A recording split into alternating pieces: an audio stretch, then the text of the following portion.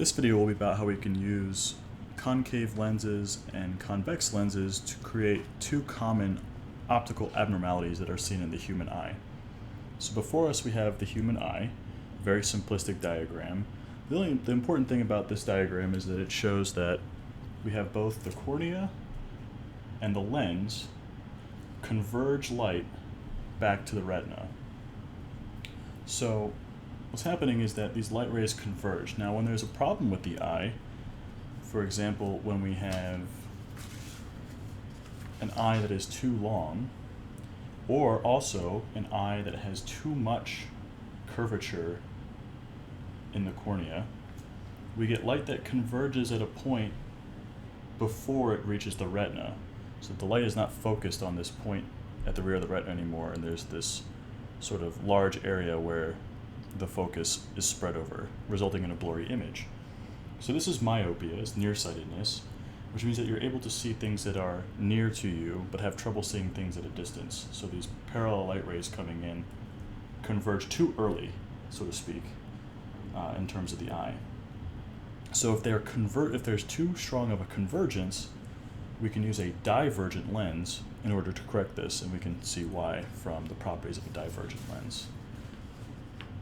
So a diverging lens, or a concave lens, if you remember your lens ray diagrams, sort of takes this classic shape here. So we have our plane here, and we have our lens, and we have the focal points, and here we have a faraway object. Now if we draw our ray diagrams, we start with one ray that travels parallel from the tip of the object through the lens and then diverges. And then we have the other one that does not diverge or converge at all. It's not altered at all because it goes straight through the middle of the lens. And then we take this divergent ray and we extend backwards the line through the focal point, as is the case with concave lenses. We see that it creates a virtual image in front of the lens that is smaller. So we can see that from the previous slide here, we need to take these two rays that are normally too convergent and make them slightly more divergent in order to arrive at a focal point. So the optometrist will, figure out exactly how much power is needed to change this, and do so by using some form of some sort of divergent lens, like so. But another interesting property of the location of this image from the object using this lens is that it brings the image closer. So this image that you see, if you're looking from this way, right? So you have your eye is looking this way through this lens, the image will appear closer. And if you have nearsightedness, you're actually able to see things that are close to your eye. So in this way, that's how it corrects myopia. Now we can use the opposite for, so here's just a diagram of what it may look like with a corrected. So we have that long elongated eyeball, or the eyeball with a cornea that is sort of too converging. So we put this lens in front, it will slightly diverge these rays so that when they come together, given the strength of the eye as it is, they arrive at this point. The opposite is true for hyperopia, or farsightedness. So here's a depiction of that. Now these are very stylized depictions. This eyeball is much, much shorter than what the normal eye looked like. And because of that, the focal point of these rays coming in is actually behind the eye. So what the retina sees is this portion here, which is not a fine point, it's a blur.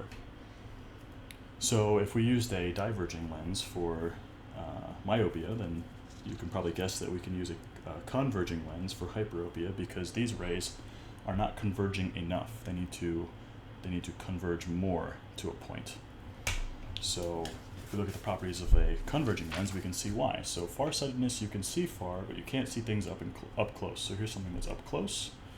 Right? We draw a ray diagram as before, parallel line going through to the lens and then focusing at the focal point, or converging to the focal point. And since this object just so happens to be within the focal point of the lens, We can't draw our second line through the focal point, so we're drawing it through the middle of the lens, and it just stays as is. And if we actually extend these rays backwards, we see that the virtual image created on the left side of the lens is going to be bigger and further away. So if you have farsightedness, you can see objects that are farther away. So this actually is putting the virtual image of whatever you're looking at through this lens further than it actually is, and your eye is able to see these far objects. And these will converge the rays prior to them entering your eye, like so.